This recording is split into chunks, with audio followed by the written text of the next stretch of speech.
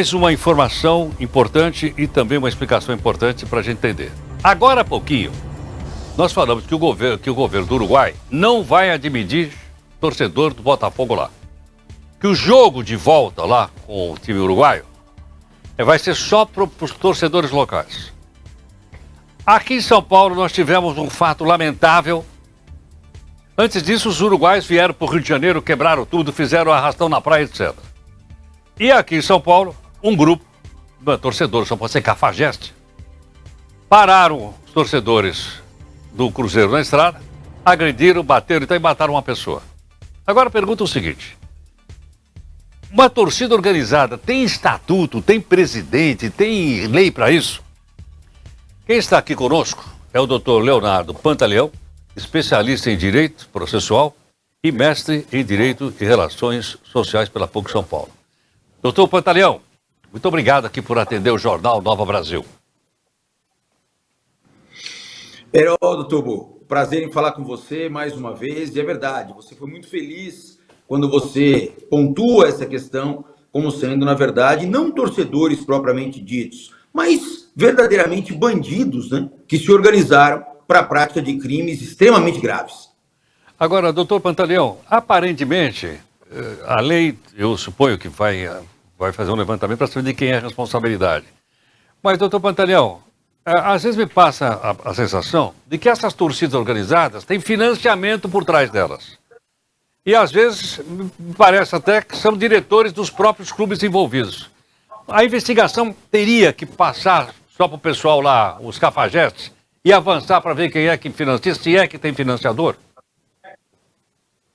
Heródoto, essa pergunta é muito interessante e ela exige uma análise um pouco mais abrangente, especialmente pelo seguinte: se nós levarmos em consideração os resultados das condutas criminais, de acordo com a nossa legislação, a responsabilidade penal ela vai ficar adstrita àqueles que, de alguma maneira, contribuíram para esse resultado. Se você, durante uma investigação, conseguir comprovar que não só as pessoas que estavam no local, mas existiriam pessoas por trás financiando de uma forma consciente aquela situação, aquela emboscada, aí você também consegue estender a responsabilização. Mas nesse caso, claro, nós temos que levar em consideração algo que é muito importante. A torcida de um time, de uma agremiação de futebol, ela não se confunde com o próprio clube. Então, no caso específico, nós temos ali torcidas do Cruzeiro e torcidas do Palmeiras.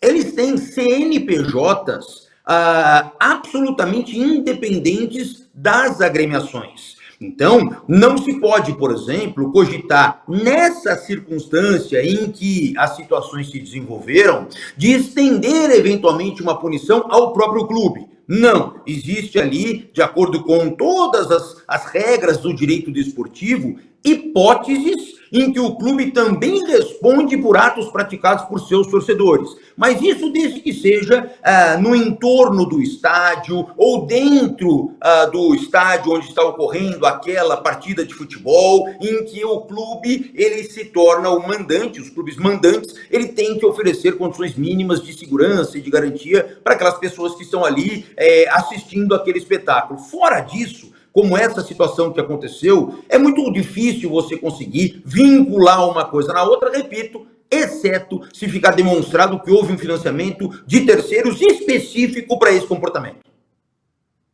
Doutor Pantaleão, quando um pessoal desse comparece, todos eles com o mesmo uniforme, mesma camisa, etc., de um grupo qualquer, esse grupo também tem CNPJ? Ele tem presidente, tem vice-presidente, tem estatuto, tem alguma coisa para que a gente possa saber?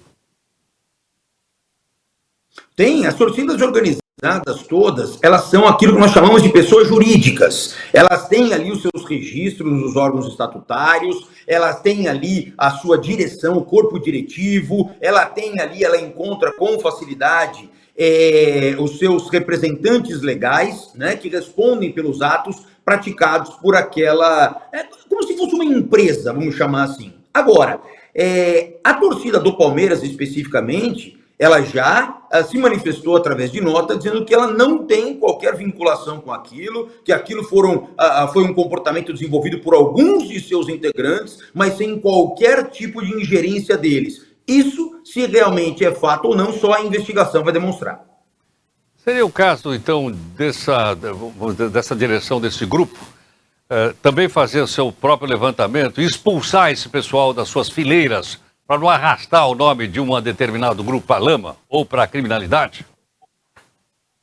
É o mínimo que se espera, Heródoto. É o mínimo que se espera que essas torcidas que foram ali envolvidas, no caso mais especificamente a torcida do Palmeiras, porque me parece claro ali que houve uma emboscada, né? Não houve ali um agendamento diferente. Às vezes nós temos agendamento de brigas, por incrível que possa parecer, onde você tem o comum acordo de ambos os lados que se encontrarão em determinado local, em determinado horário, para ali se degladiarem. Não é o que parece que aconteceu. Parece que a torcida do Cruzeiro teria sido pega de surpresa, né, durante a madrugada, estavam até dormindo e daí por diante. Então, a análise maior, nesse primeiro momento, ela tem que recair sobre a torcida do Palmeiras. Então, é fundamental que os seus dirigentes instaurem apurações internas e punam esses integrantes que participaram sem qualquer tipo de vinculação com a torcida, porém, ostentando a camisa da torcida, o que sem dúvida alguma cria ali impactos, inclusive de imagem e também impactos reputacionais para aquela torcida organizada.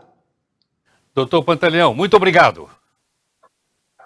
Eu que agradeço, prazer falar com você. Muito obrigado. Doutor Leonardo Pantaleão, especialista em Direito e Processo Penal, está aí, portanto, para que a gente possa entender até onde uma coisa é o esporte, outra coisa são os cafajestes.